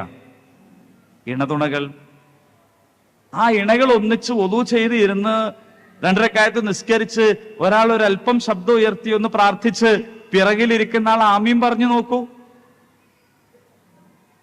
ഒരു വല്ലാത്ത ഒരു ഹൃദയബന്ധം രൂപീകരിക്കപ്പെടുന്നത് കാണാൻ പറ്റും. അപ്പോൾ നിങ്ങൾ നിങ്ങളുടെ കൂട്ടത്തിൽ മക്കളെ കൂടി വിളിച്ചിരുത്തു. അങ്ങനെ വീട്ടിലിരുന്ന് പ്രാർത്ഥിച്ചു നോക്കൂ. ഇബ്രാഹിം അലൈഹിസ്സലാം മകനോടൊപ്പം പ്രാർത്ഥിക്കുന്നത് നമുക്ക് ഖുർആനിൽ കാണാൻ കഴിയും. ഇബ്രാഹിം അലൈഹിസ്സലാം മക്കളോടൊപ്പം പ്രവർത്തിക്കുന്നത് നമുക്ക് കാണാൻ കഴിയും. ത്യാഗം സഹിക്കാനുള്ള സന്നദ്ധത മക്കൾക്ക് വളർത്തിയെടുക്കുന്നത് നമുക്ക് കാണാൻ കഴിയും. റസൂലുള്ളാഹി മുഹമ്മദ് മുസ്തഫ സല്ലല്ലാഹു അലൈഹി വസല്ലമയിൽ നമുക്കുള്ള മാതൃക പറയാൻ ഈ സമയം ഒട്ടുമേ മതിയായതല്ല. റസൂലുള്ളാഹി സ്വല്ലല്ലാഹു അലൈഹി വസല്ലം മക്കളെ വാരിയെടുത്ത് ഉമ്മ വെച്ചത് നമ്മൾ അറിയേണ്ടത് 23 കൊല്ലക്കാലം കൊണ്ട് ജീവിച്ചു തീർത്ത കാര്യമാണ്. ഇന്നും പ്രബന്ധങ്ങൾ എഴുതി തീരാത്തത്. റസൂലുള്ളാഹി സ്വല്ലല്ലാഹു അലൈഹി വസല്ലമയുടെ ജീവിതത്തെക്കുറിച്ച് എത്രയെത്ര യൂണിവേഴ്സിറ്റികളിൽ ഇനിയും പഠനം തുടർന്നുകൊണ്ടിരിക്കുകയാണ്. ഇതിനെല്ലാം കാരണമായ ജീവിതത്തിന്റെ കാലയളവ് 23 കൊല്ലത്തതാണ്. അത്രയും തിരക്കേറിയിരുന്ന റസൂൽ സല്ലല്ലാഹു അലൈഹി വസല്ലം മക്കൾ കളിക്കുന്നത് കണ്ടാൽ ഗൗരവത്തിൽ മാറിപ്പോവുകയല്ല, ആ മക്കളോടൊപ്പം കളിക്കുന്ന റസൂൽ സല്ലല്ലാഹു അലൈഹി വസല്ലം. പേരക്കുട്ടികളെ ചുമലിലിരുത്തിയിട്ട് കുതിര കളിക്കുന്ന റസൂൽ സല്ലല്ലാഹു അലൈഹി വസല്ലം. പള്ളിയിലേക്ക് കയറി വരുന്ന കുഞ്ഞുങ്ങളെ വാരിയെടുത്ത് ഉമ്മ വെച്ച് 1-ാമത്തെ സഫിൽ കൊണ്ടുപോയി ഇരുത്തുന്ന റസൂലുള്ളാഹി സല്ലല്ലാഹു അലൈഹി വസല്ലം. ഒരിക്കലും കുട്ടികളെ പിടിച്ച് ഉമ്മ വെക്കുന്നത് കണ്ടപ്പോൾ ഒരു സഹാബി ചോദിച്ചു, എന്റെ വീട്ടിൽ 10 മക്കളുണ്ട്, ഞാൻ ഇതുവരെ ആരെയും ഉമ്മ വെച്ചിട്ടില്ല. വലിയൊരു കാര്യമായിട്ട് പ്രസ്താവിച്ചതായിരിക്കും. പക്ഷെ റസൂൽ സല്ലല്ലാഹു അലൈഹി വസല്ലം പറഞ്ഞു, നിന്റെ കൽബിനകത്ത് കാരുണ്യമില്ലാത്തതിന് ഞാൻ എന്ത് ചെയ്യാനാണ്? നിങ്ങൾ കുട്ടികളോടൊപ്പമാകുമ്പോൾ കുട്ടികളെ പോലെയാകണം എന്ന് റസൂലുള്ളാഹി സ്വല്ലല്ലാഹു അലൈഹി വസല്ലം. അവരെ പരിഗണിച്ചുകൊണ്ട് അവരുടെ അഭിപ്രായങ്ങൾക്ക് കാതോർച്ച് അങ്ങ് പോ എന്ന് പറഞ്ഞ് ആട്ടുന്നതിന് പകരം പറയൂ എന്ന് പറഞ്ഞുകൊണ്ട് പ്രോത്സാഹിപ്പിക്കുന്നത്, അഭിനന്ദിക്കുന്നത്, അവരുടെ ഫിത്രത്ത് വളർന്നു വരാൻ, അത് നിലനിർത്താൻ വലിയ പ്രചോദനം ലഭിക്കും എന്ന് നമ്മൾ മനസ്സിലാക്കണം. ഇസ്ലാമിക പ്രസ്ഥാന പ്രവർത്തകന്മാരുടെ കുടുംബങ്ങളിൽ കണ്ടുവരുന്ന ഒരു പ്രത്യേക സാഹചര്യം എന്താണെന്ന് ചോദിച്ചാൽ, 24 മണിക്കൂർ മതിയാവാത്ത പ്രവർത്തനത്തിന്റെ ആവശ്യകതയാണ് നാട്ടിലുള്ളത്. അതുകൊണ്ട് പ്രവർത്തന പദത്തിലായിരിക്കും ഉണ്ടാവുക, കുടുംബത്തിലുണ്ടാവൂല. എപ്പം നോക്കിയാലും യോഗമാണ്, പ്രവർത്തനമാണ്, സേവനാണ് എന്നത് ചിലപ്പോഴെങ്കിലും ഒരു പരാതിയായിട്ട് പലരും ഉന്നയിക്കാറുണ്ട്. സംഗതി ശരിയാണ്, ആളെ കിട്ടാനില്ലെങ്കിൽ പിന്നെ എന്ത് ചെയ്യും? പക്ഷെ എന്തിനാണ് ഇയാൾ പോകുന്നത് എന്നതിനെ കുറിച്ചുള്ള ഒരു തിരിച്ചറിവാണ് നമുക്കുണ്ടാകേണ്ടത്. ഹാജറ റളിയല്ലാഹു അൻഹ ചോദിച്ചല്ലോ, എങ്ങോട്ടാ നിങ്ങൾ പോണത്? ഹാജർ റളിയല്ലാഹു അൻഹയെ മക്കത്താക്കിയിട്ട് തിരിച്ചു പോവാണ് ഖലീലുല്ലാഹ് ഇബ്രാഹിം അലൈഹിസ്സലാം. എങ്ങോട്ടാ നിങ്ങൾ പോണത്? മറുപടി ഇല്ല. അല്ല, നിങ്ങൾ എങ്ങോട്ടാ പോണത്? മറുപടി ഇല്ല. വീണ്ടും ചോദിച്ചു, അല്ല നിങ്ങൾ എങ്ങോട്ടാണ് പോകുന്നത്? മറുപടി ഇല്ല. പോവന്നെ. അവിടെ ആരാ ഉള്ളത്? നാത്തൂനില്ല, അമ്മായിമ്മല്ല, ഇളയച്ചനില്ല, മൂത്തച്ചില്ല, ആരുമില്ല. ഈ പിഞ്ചു കുട്ടിയെ അവിടെ നിർത്തി ഈ ഹാജർ റളിയല്ലാഹു അൻഹയെ അവിടെ ഒറ്റക്കാക്കി പോവാണ്. എങ്കിൽ പിന്നെ ചോദിക്കുന്ന ഒരു ചോദ്യമുണ്ട്, അല്ലാഹു അമറക ബിഹാദ, അല്ലാഹ് പറഞ്ഞിട്ടാണോ പോണത്? അള്ളാന്റെ മാർഗത്തിലാണോ പോണത്? അതെ, നിങ്ങൾ പോയിക്കോ, എനിക്ക് അല്ലാഹ് മതി. അള്ളാന്റെ മാർഗത്തിലാണോ പോണത്? എങ്കിൽ എനിക്ക് അല്ലാഹ് മതി. അഥവാ നമസ്കാരം പോലെ, നോമ്പ് പോലെ, സകാത്ത് പോലെ, ഹജ്ജ് പോലെ, ഉംറ പോലെ, ദിക്ർ പോലെ, ദുആ പോലെ നമ്മുടെ ജീവിതത്തിൽ നിന്ന് അനിവാര്യമായി ഉണ്ടാകേണ്ടുന്ന അംറും ബിൽ മഅറൂഫ് വനഹ്യും അനിൽ മുൻകർ, നന്മ കൽപ്പിക്കുക, തിന്മ വിരോധിക്കുക എന്ന് പറയുന്ന ഉത്തരവാദിത്വം നിർവഹിക്കാനാണ് പോകുന്നതെങ്കിൽ അതിനു വേണ്ട സഹായങ്ങളും ആശംസകളും ആശീർവാദങ്ങളും പിന്തുണയും നൽകുന്നതും ആ സൽക്കർമ്മത്തിൽ പങ്കെടുക്കുന്നത് പോലെയാണ്, പങ്കെടുക്കലാണ്. ആ അർത്ഥത്തിൽ ഇതൊരു എക്സ്ട്രാ ഫിറ്റിംഗ് അല്ല എന്ന് മനസ്സിലാക്കാൻ നമുക്ക് കഴിയണം. നമ്മുടെ കുടുംബത്തിന് ബർക്കത്തുണ്ടാകാൻ, അള്ളാഹുവിന്റെ സഹായം ലഭിക്കാൻ, അള്ളാഹു സുബ്ഹാനഹു വ തആല സ്വാലിഹീങ്ങളായിട്ട് നമ്മളെ കൂടി എണ്ണാൻ ഈ ഇറങ്ങിപ്പോക്ക് കാരണമാകുമെങ്കിൽ അതിനു വേണ്ട എല്ലാ ഒത്താശയും ചെയ്തു കൊടുക്കാൻ എനിക്ക് സന്തോഷമേ ഉള്ളൂ എന്നിടത്തേക്ക് ഉയർന്നു നിൽക്കാൻ കുടുംബത്തിലെ ഓരോ അംഗത്തിനും കഴിയണം. ഞാൻ എന്തിനാണ് പോകുന്നത് എന്ന് ബോധ്യപ്പെടുത്താൻ ഇറങ്ങിപ്പോകുന്നവർക്കും കഴിയണം.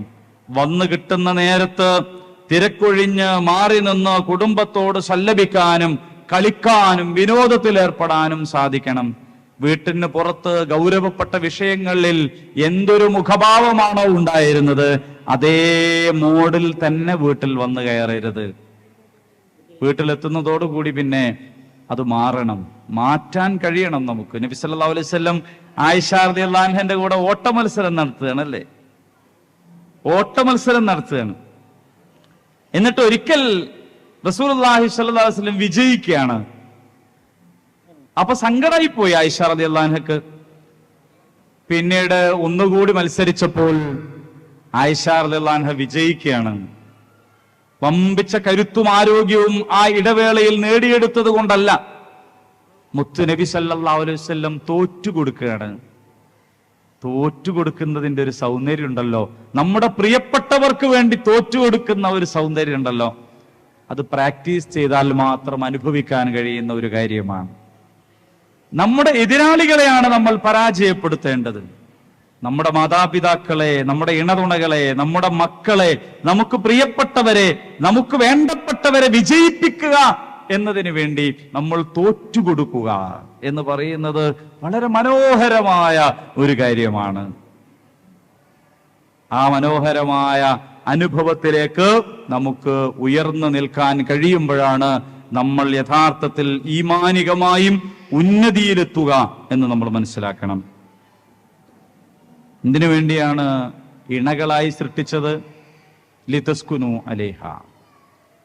എന്തിനു വേണ്ടിയാണ്? ശാന്തി ഉണ്ടാകാനാണ്, സമാധാനം ഉണ്ടാകാനാണ്. ആ ശാന്തിയും സമാധാനവുമുള്ള ഇണതുണകൾക്കിടയിൽ പിന്നെ മറകളില്ലട്ടോ. നമ്മൾ സാധാരണ പലതും മറച്ചു വെക്കുന്നവരാണ്. നമ്മുടെ വസ്ത്രം നമ്മുടെ ശരീരത്തിന്റെ ന്യൂനതകളെ മറച്ചു വെക്കുന്നതാണ്. നമ്മൾ വീട്ടിൽ അതിഥികൾ വരുമ്പോൾ നമ്മൾ ഉടനെ തന്നെ വീട് പ്രത്യേകമായ രീതിയിൽ ഒരുക്കി നിർത്തുന്നത് പലതും മറച്ചു വെക്കുകയാണ്, പോരായ്മകൾ മറച്ചു വെക്കുകയാണ്, അല്ലെ? നമ്മുടെ ചുവരുകളിലെ വിള്ളലുകളും കറകളും പാടുകളും മറച്ചു വെക്കാനാണ് നാം അതിന്റെ മുകളിൽ പെയിന്റ് അടിക്കുന്നതും പോളിഷ് ചെയ്യുന്നതും. മാന്യതയുടെ, മര്യാദയുടെ, അലങ്കാരത്തിന്റെ പേരിൽ പലതും മറച്ചു വെക്കുന്നവരാണ് നമ്മൾ. പക്ഷേ ഇണതുണകൾക്കിടയിൽ പിന്നെ മറയില്ല. ഹുന്ന ലിബാസും ലക്കും വ അൻതും ലിബാസും ലഹുന്ന. നിങ്ങൾ അവരുടെ വസ്ത്രമാണ്, അവർ നിങ്ങളുടെ വസ്ത്രമാണ്. ഒരു വസ്ത്രത്തിനും മനുഷ്യനും ഇടയിൽ എന്തു മറയാണുള്ളത്? ഒരു മറയുമില്ല. അഥവാ എല്ലാ മേക്കപ്പുകൾക്കും അപ്പുറത്ത്, എല്ലാ അലങ്കാരങ്ങൾക്കും അപ്പുറത്ത്, എല്ലാ ആടയാഭരണങ്ങൾക്കും അപ്പുറത്ത് ഒരു മനുഷ്യനുണ്ടല്ലോ അതിനുള്ളിൽ. ആ മനുഷ്യർ തമ്മിലാണ് ഇണതുണകളായി ജീവിക്കുന്നത് എന്ന് നമ്മൾ മനസ്സിലാക്കണം. ആ മറകൾ ഒഴിവാക്കുമ്പോഴാണ്, അങ്ങനെ യാതൊരു പിടിച്ചുവെക്കലുകളും ഇല്ലാത്ത വിധം തുറന്ന പ്രകൃതത്തോടെ സമീപിക്കുമ്പോഴാണ് നമുക്ക് യഥാർത്ഥ ഇണതുണകളായി ജീവിക്കാൻ കഴിയുക. നമ്മളല്ല നമ്മുടെ ജീവിതത്തെ നിയന്ത്രിക്കുന്നത്. ആയിരുന്നെങ്കിൽ നമ്മളെപ്പോലെ എത്രയെത്ര ആളുകൾ ഇന്ന് നമ്മുടെ കൂടെ ബാക്കി ഉണ്ടാകേണ്ടിയിരുന്നു. പലരും അപകടത്തിൽ മരണപ്പെട്ടു പോയിട്ടില്ലേ? കുഴഞ്ഞു വീണ് ജീവിതം അവസാനിപ്പിക്കേണ്ടി വന്നിട്ടില്ലേ? വീട്ടിനകത്തെ സീലിംഗ് മാത്രം കാണുന്ന രീതിയിൽ മലർന്നു കിടപ്പില്ലേ? നമ്മുടെ കുടുംബത്തിലും അയൽപക്കത്തുമൊക്കെ. എന്തേ ഇപ്പോഴും നമുക്ക് രണ്ടു കാലുകളിൽ എഴുന്നേറ്റ് നടക്കാൻ കഴിയുന്നു? നമ്മുടെ എന്തോ വലിയ മികവ് കൊണ്ടൊന്നുമല്ല, റബ്ബിന്റെ തീരുമാനമാണ്, അവന്റെ ഔദാര്യമാണ്. അഥവാ നമ്മുടെ ജീവിതം നമ്മൾ അള്ളാന്റെ മുമ്പിൽ സമർപ്പിക്കുകയാണ് വേണ്ടത്. അള്ളാഹിനോട് നമ്മൾ ചോദിക്കേണ്ടത്, പടച്ചോനെ എന്തായാലും തരണേ എന്നല്ല. നമ്മൾ അങ്ങനെ ചോദിക്കുക അല്ലെ? പലപ്പോഴും നമ്മൾ ചോദിക്കുക എങ്ങനെയാണ്? പടച്ചോനെ എന്തായാലും തരണേ, എങ്ങനെയെങ്കിലും തരണേ, അല്ല ഹൈറാണെങ്കിൽ തരണേ എന്ന് നമുക്ക് ചോദിക്കാൻ കഴിയണം. നമ്മുടെ മക്കളുടെ റിസൾട്ട് ആണെങ്കിലും അവരുടെ ജീവിതത്തിലെ ഏതൊരു ലക്ഷ്യത്തെക്കുറിച്ചുള്ള കാഴ്ചപ്പാടാണെങ്കിലും, നമ്മുടെ മകൾക്ക്, നമ്മുടെ മകന് ഒരു വിവാഹാന്വേഷണം വരികയാണെങ്കിൽ എന്തായാലും റബ്ബേ ഇത് നടത്തി തരണേ, എങ്ങനെയെങ്കിലും ഇതൊന്ന് ശരിയാക്കി തരണം. അങ്ങനല്ല, പടച്ച തമ്പുരാനെ എനിക്ക് ഹൈറാണോ ഷറാണോ എന്ന് നിനക്ക് മാത്രല്ലേ അറിയുള്ളൂ. റബ്ബേ നിനക്ക് മാത്രല്ലേ ഗൈബ് അറിയുള്ളൂ, വേറെ ആർക്കും അറിയൂലല്ലോ. എന്റെ നോട്ടത്തിൽ ഞാൻ ഇങ്ങനെ ഇന്നതൊക്കെ കാണുന്നുണ്ട് എങ്കിലും അതിനപ്പുറത്ത് നിനക്കല്ലേ അറിയുകയുള്ളൂ. അതുകൊണ്ട് എനിക്ക് ഹൈറാണെങ്കിൽ നൽകണമേ. അതോടുകൂടി നാം അള്ളാഹിനെ ഏൽപ്പിച്ച് കഴിഞ്ഞു. അത് അങ്ങനെ ഏൽപ്പിച്ചു കഴിഞ്ഞതിൽ പിന്നെ നമുക്ക് ടെൻഷൻ ഇല്ല. പടച്ച തമ്പുരാൻ തരാൻ വിചാരിച്ച് തടയാൻ ആർക്കും കഴിയില്ല, തടയാൻ വിചാരിച്ചത് തരാനും ആർക്കും കഴിയില്ല. എന്തൊക്കെ എനിക്ക് കിട്ടിയോ അതൊക്കെ റബ്ബ് തന്നതാണ്. എന്തെല്ലാം എന്നിൽ നിന്ന് കൈവിട്ടുപോയോ അതൊന്നും എനിക്ക് വേണ്ടതില്ലാത്തതാണ് എന്ന് സംതൃപ്തിപ്പെടാനും ഹസ്ബി അല്ലാഹ് എന്ന് പറയാനും നമുക്ക് സാധിക്കും. നമ്മുടെ കൂടെയുള്ളവരെ നമ്മൾ പരിഗണിക്കുക, നമ്മളെ കൂടെയുള്ളവരെ നമ്മൾ കൂടെ ചേർത്ത് പിടിക്കുക. അവരില്ലാതെ നമുക്ക് എന്താ ആഘോഷാണുള്ളത്? അവർ നമ്മുടെ കൂടെ ഇല്ലാതെ നമുക്ക് എന്ത് ആഘോഷാണുള്ളത്? അവർ നമ്മുടെ കൂടെ ഇല്ലാതെ നമുക്ക് എന്ത് സന്തോഷാണുള്ളത്? അതുകൊണ്ട് അവർ നമ്മുടെ കൂടെ തന്നെയുണ്ട്, നമ്മുടെ പിറകിലല്ല, നമ്മുടെ കൂടെ തന്നെയുണ്ട് എന്ന് ഓരോ നിമിഷത്തിലും നമ്മൾ ഉറപ്പുവരുത്തുക. കുടുംബജീവിതത്തിൽ മറന്നു പോകാത്ത ഒരു കാര്യമാണ് വിട്ടുവീഴ്ച എന്ന് പറയുന്നത്. മര്യാദക്കാർക്ക് 3 വഴി എന്നൊരു ചൊല്ലുണ്ട്. മര്യാദക്കാർക്ക് 3 വഴി. ഇന്നത്തെ പോലെ വലിയ വലിയ വീതിയുള്ള വഴികളില്ലാത്ത ഒരു കാലത്ത്, വീടുകളിലേക്ക് ഒറ്റയടിപ്പാതകൾ ഉണ്ടായിരുന്ന ഒരു കാലത്ത്, വയൽവരമ്പുകളിലൂടെ ഒരാൾക്ക് മാത്രം നടക്കാൻ പാകമായിട്ടുള്ള ചെറിയ വയൽവരമ്പുകളിലൂടെ സഞ്ചാരമുണ്ടായിരുന്ന ഒരു കാലത്ത്, ഇന്നും ഉണ്ടാവും അങ്ങനെ നാട്ടുംപുറങ്ങളിൽ. ഒരാൾ ഇങ്ങനെ നടന്നു വരികയാണ് വരമ്പിലൂടെ, അപ്പുറത്തു നിന്ന് ഇങ്ങോട്ടും ഒരാൾ നടന്നു വരികയാണ്. ആ 2 പേരും ഇങ്ങനെ വന്ന് മുഖാമുഖം എത്തുമ്പോ 2 പേർക്ക് പോകാനുള്ള വഴിയില്ല.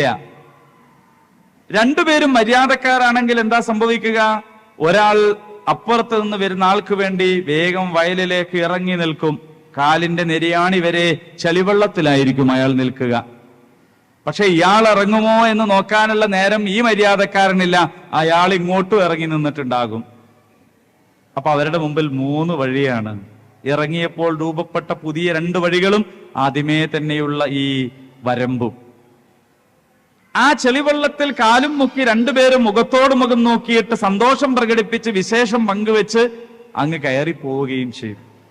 വരമ്പിന്റെ ഒടുവിൽ വയലിൽ നിന്ന് കരയിലേക്ക് കയറുന്നിടത്ത് കെട്ടിക്കിടക്കുന്ന വെള്ളത്തിൽ കാലുമുക്കി കഴുകി വൃത്തിയാക്കി സന്തോഷത്തോടെ അയാൾ നടന്നു പോകുന്നുണ്ടാകും. മര്യാദക്കാർക്ക് 3 വഴിയാണ്. ഇനി ഒരാൾ മര്യാദയുള്ളവനും മറ്റേയാൾ മര്യാദ ഇല്ലാത്തവനുമാണെങ്കിലോ? അപ്പോൾ മര്യാദ ഉള്ളവൻ നേരെ ഇറങ്ങിക്കൊടുക്കും. മറ്റേയാൾ ഇറങ്ങാതെ അമ്പട ഞാന് എന്ന് പറഞ്ഞ് കിബിറോടെ മുന്നോട്ട് പോകും. എന്നാലും അവരുടെ മുമ്പിൽ 2 വഴിയുണ്ടാകും. ഒന്ന്, ഒരാൾ വരമ്പിലൂടെ നടക്കുന്ന വഴിയും മറ്റേത് വിട്ടുവീഴ്ചയുടെ ചളിയിൽ ചവിട്ടിയുള്ള വഴിയും. പക്ഷേ പിന്നീട് വരമ്പിൽ കയറി പോകുമ്പോ ഈ വരമ്പിലൂടെ മാത്രം നടന്ന മനുഷ്യൻ ഒന്ന് തിരിഞ്ഞു നോക്കും. മോശമായിപ്പോയി ഞാൻ ചെയ്തത് എന്ന ഭാവത്തിൽ. പിന്നീട് അവന്റെ ജീവിതത്തിൽ അത് വലിയ തിരുത്തുകൾക്ക് പ്രചോദനമായി തീരാനും സാധ്യതയുണ്ട്. ഇനി 2 പേരും മര്യാദയില്ലാത്തവരാണെങ്കിൽ അവരുടെ മുമ്പിൽ എത്ര വഴിയുണ്ടാകും? എത്ര വഴിയുണ്ടാകും? ഒറ്റ വഴിയും ഉണ്ടാവില്ല. കാരണം എന്താണ്? 2 പേരും വന്ന് മുഖാമുഖം നിൽക്കും. ഒരാൾ മറ്റേയാളോട് ഇറങ്ങാൻ പറയും. അപ്പോൾ അയാൾ ഇയാളെ ചീത്ത വിളിക്കും. മറ്റേയാൾ ഉപ്പാക്ക് പറയും. അല്ലേ? 2 പേരും തമ്മിൽ സംഘർഷമായിട്ട് അടിപിടിയായിട്ട് വയലിൽ വീണാൽ നേരത്തെ കാലിന്റെ നെരിയാണി വരെ മാത്രമാണ് ചളിയാകാൻ സാധ്യതയെങ്കിൽ ഇപ്പോൾ മൂർധാവ് വരെ ചളിയായിട്ട് യാത്ര മുടങ്ങും. മര്യാദയില്ലാത്തവരുടെ മുമ്പിൽ വഴിയില്ല. ഇത് വരമ്പിൽ നടക്കുന്നവരെ കുറിച്ചല്ല, കുടുംബത്തിൽ ജീവിക്കുന്നവരെ കുറിച്ച് നിങ്ങൾ ഓർത്തു നോക്ക്. ദമ്പതിമാർക്കിടയിൽ 2 പേരും മര്യാദക്കാരാണെങ്കിൽ അവരുടെ മുമ്പിൽ എല്ലാ ദിവസവും ധാരാളം വഴികൾ ഉണ്ടാകും. ഇനി അഥവാ ഒരാൾ താഴ്ന്നു കൊടുത്താൽ, ഒന്ന് വിട്ടുവീഴ്ച കാണിച്ചാലും 2 വഴിയുണ്ടാകും. മാനക്കേടില്ലാതെ ജീവിക്കാം. 2 പേരും അവകാശങ്ങളെ കുറിച്ച് മാത്രം ചിന്തിച്ചാൽ അവരുടെ കുടുംബത്തിന് മുന്നോട്ട് പോകാനുള്ള വഴിയില്ലാതെ മൂർധാവ് വരെ ചെളിയിലായി തകർന്നു പോവുക എന്നതാണ് സംഭവിക്കുക. അതുകൊണ്ട് വിട്ടുവീഴ്ച വേണം, മര്യാദക്കാരായി മാറണം. വജഅല ബൈനക്കും മവദ്ദതൻ വറഹ്മ, പ്രേമവും കാരുണ്യവും റബ്ബ് നമ്മുടെ ദാമ്പത്യ ജീവിതത്തെ ദൃഢമുള്ളതാക്കി മാറ്റാൻ വേണ്ടി ഇട്ടുതന്ന 2 വികാരങ്ങളാണ്. 2 റബ്ബിന്റെ ഗുണങ്ങളുമായിട്ട് ബന്ധമുള്ളതാണ്. ഒന്ന് സ്നേഹമാണ്, അത് റബ്ബിന്റെ ഗുണമാണ്. മറ്റൊന്ന് കാരുണ്യമാണ്, അത് റബ്ബിന്റെ പേരാണ്, അർ റഹ്മാൻ. പക്ഷെ ഇത് 2ഉം നമ്മളിൽ എല്ലായ്പ്പോഴും പ്രകടമായി കൊണ്ടിരിക്കണം. പെട്ടിക്കകത്ത് നിധി വെച്ച് അത് താക്കോല് കൊണ്ട് പൂട്ടി ആ താക്കോൽ വലിച്ചെറിഞ്ഞതുപോലെയാണ് പ്രകടിപ്പിക്കാത്ത സ്നേഹം. ഒരു ഫലവും ചെയ്യുകയില്ല. മനസ്സിനകത്ത് വെച്ചാൽ ഒരു ഉപകാരവും ചെയ്യാത്ത ഒരു വികാരമാണ് പ്രേമം, സ്നേഹം. അത് പ്രകടിപ്പിക്കണം. എങ്ങനെ പ്രകടിപ്പിക്കാം? അഭിനന്ദനങ്ങൾ കൊണ്ട് പ്രകടിപ്പിക്കാം, സമ്മാനങ്ങൾ നൽകിക്കൊണ്ട് പ്രകടിപ്പിക്കാം. അതെങ്ങനെ പ്രകടിപ്പിക്കാം? പരിഗണന കൊണ്ട് പ്രകടിപ്പിക്കാം, തുറന്നു പറച്ചിലുകൾ കൊണ്ട് പ്രകടിപ്പിക്കാം. സ്നേഹപ്രകടനങ്ങൾ നടത്തിക്കൊണ്ട് നമ്മുടെ ജീവിതത്തിലെ ബന്ധങ്ങളെ ദൃഢമുള്ളതാക്കി മാറ്റാൻ നമുക്ക് സാധിക്കണം. അങ്ങനെ വരുമ്പോ എന്തിനാണ് റബ്ബ് നമുക്ക് 2 ചെവിയും 1 നാവും തന്നത് എന്ന് ബോധ്യാവും. കുറച്ചു പറയാനും ഒരുപാട് കേൾക്കാനുമാണ്. ആർക്കൊന്നും കേൾക്കാൻ നേരമില്ലെങ്കിൽ കേൾക്കാൻ ആരെങ്കിലും വ്യാജമായി നിന്നുകൊടുത്താൽ ആ വ്യാജ കേന്ദ്രങ്ങളിലേക്ക് പറയാനുള്ളവർ പോവുക എന്നതാണ് സംഭവിക്കുക. അതുകൊണ്ട് കേട്ടുകൊടുക്കണം. ദമ്പതികളുടെ ജീവിതത്തിൽ ഒട്ടും പ്രാധാന്യം കുറച്ച് കാണാൻ കഴിയാത്ത ഒന്നാണ് ലൈംഗികമായ ജീവിതത്തിൽ ആവശ്യമെന്ന് പറയുന്നത്. നമ്മൾ പലപ്പോഴും നാണം കൊണ്ട്, നമ്മുടെ ലജ്ജ കൊണ്ട് നമ്മൾ അത്തരം കാര്യങ്ങൾ സംസാരിക്കാറില്ല. പക്ഷെ ദമ്പതികളുടെ ജീവിതത്തിൽ, കുടുംബ ജീവിതത്തിൽ, ദാമ്പത്യ ജീവിതത്തിൽ പ്രധാനപ്പെട്ട ഒരു ഇനമാണ്, ഒരു വശമാണ് അത്. ഊഹങ്ങളും അഭ്യൂഹങ്ങളും തെറ്റായ കാഴ്ചപ്പാടുകളും മാറ്റിവെക്കാൻ, കൃത്യതയുള്ള ധാരണ ആ വിഷയത്തിൽ ഉണ്ടാക്കിയെടുക്കാൻ നമ്മൾ ശ്രമിക്കണം. ഏറ്റവും ശരിയായ സോഴ്സിൽ നിന്ന് അതിന്റെ പാഠങ്ങൾ സ്വീകരിക്കാൻ നമുക്ക് സാധിക്കണം. കാരണം അത് കുടുംബ ബന്ധത്തിന്റെ നിലനിൽപ്പിനും അടിയുറപ്പിനും പ്രധാനപ്പെട്ട കാര്യമാണ് എന്ന് ഒറ്റ വാക്കിൽ പറഞ്ഞു വെക്കുക മാത്രമാണ് ഞാൻ ചെയ്യുന്നത്. സഹോദരന്മാരെ, സഹോദരിമാരെ, നമ്മുടെ ജീവിതത്തിന്റെ ബാലൻസിങ് എന്ന് പറയുന്ന ഒന്നുണ്ട്. ഷേക്സ്പിയർ പറഞ്ഞല്ലോ, life is A drama, man is an actor. ജീവിതം എന്ന് പറയുന്നത് ഒരു നാടകമാണ്, മനുഷ്യൻ അതിലെ അഭിനേതാവാണ്. നാടകത്തിലൊക്കെ എങ്ങനെയാന്ന് ചോദിച്ചാൽ ഒരാൾക്ക് തന്നെ ചിലപ്പോൾ ഡബിൾ റോൾ ഉണ്ടാകും. നാടകത്തിലും സിനിമയിലൊക്കെ ചിലപ്പോൾ ഒരേ മനുഷ്യൻ തന്നെ 3 കഥാപാത്രമായിട്ട്. ഞാൻ ഒരിടത്ത് ഇത് പറഞ്ഞപ്പോൾ ഒരാൾ പറഞ്ഞു 10 കഥാപാത്രമായിട്ട് അഭിനയിച്ചിട്ടുള്ളൊരു സിനിമ ഉണ്ട്, എനിക്ക് അറിഞ്ഞൂടെ അതിന്റെ പേര്. അത്യപൂർവമായിരിക്കും അത്. പക്ഷെ ഞാനിതിവിടെ പറയണത് എന്തിനാന്ന് വെച്ചാൽ, ഇങ്ങനെ അഭിനയിക്കുന്ന ഒരു മനുഷ്യൻ ഒരു റോൾ ഭംഗിയായി നിർവഹിച്ചു, മറ്റേ റോൾ പരാജയപ്പെട്ടാലോ ആ സിനിമ പൊളിഞ്ഞു പോകും. മനുഷ്യനെ സംബന്ധിച്ചിടത്തോളം എങ്ങനെയെന്ന് ചോദിച്ചാൽ, ഡബിൾ റോൾ അല്ല, ട്രിപ്പിൾ റോൾ അല്ല, മൾട്ടി റോളാണ്. ഒരുപാട് കഥാപാത്രങ്ങൾ ഒരുമിച്ച് ചെയ്യണം. പിതാവായിട്ട്, മക്കളായിട്ട്, ഭർത്താവായിട്ട്, സഹോദരനായിട്ട്, അയൽവാസിയായിട്ട്, ജോലിക്കാരനായിട്ട്, തൊഴിലുടമയായിട്ട്, നേതാവായിട്ട്, അനുയായിയായിട്ട്, ഭാര്യയായിട്ട് ഏറ്റവും നന്നായി തന്നെ ആ കഥാപാത്രത്തെ ചെയ്തു തീർത്തു, മകളായിട്ട് തോറ്റുപോയാലോ? മകനായിട്ട് ഏറ്റവും നന്നായിട്ട് അഭിനയിച്ചു തീർത്തു, ഭർത്താവ് എന്ന റോളിൽ പരാജയപ്പെട്ടാലോ? അതുകൊണ്ട് ജീവിതത്തിലെ സന്തുലിതത്വം. ഞാൻ ഒരേ സമയത്ത് ഭർത്താവാണ്, അതേ സമയത്ത് ഞാൻ എൻ്റെ ഉമ്മയുടെ മകനാണ്, ഞാൻ എൻ്റെ അയൽവാസിയുടെ അയൽക്കാരനാണ്, എൻ്റെ തൊഴിൽ സ്ഥാപനത്തിലെ തൊഴിലുടമയോ തൊഴിലാളിയോ ആണ്, ഞാൻ ഒരേ സമയത്ത് അനുയായിയാണ്, ഞാൻ ഒരേ സമയത്ത് വ്യത്യസ്ത റോളുകളിലാണ് അഭിനയിക്കുന്നത് എന്ന ബോധ്യം നമുക്കുണ്ടാകണം. അങ്ങനെ വരുമ്പോൾ എല്ലാറ്റിനോടും നീതി പാലിക്കാനും സന്തുലിതത്വം പുലർത്താനും നമുക്ക് കഴിയും. അങ്ങനെ കഴിഞ്ഞാൽ നമ്മുടെ ജീവിതത്തെ സന്തോഷകരമാക്കി തീർക്കാൻ കഴിയും. ഇനി ഒറ്റ വാക്കുകൂടിയാണ് എനിക്ക് പറയാൻ ബാക്കിയുള്ളത്.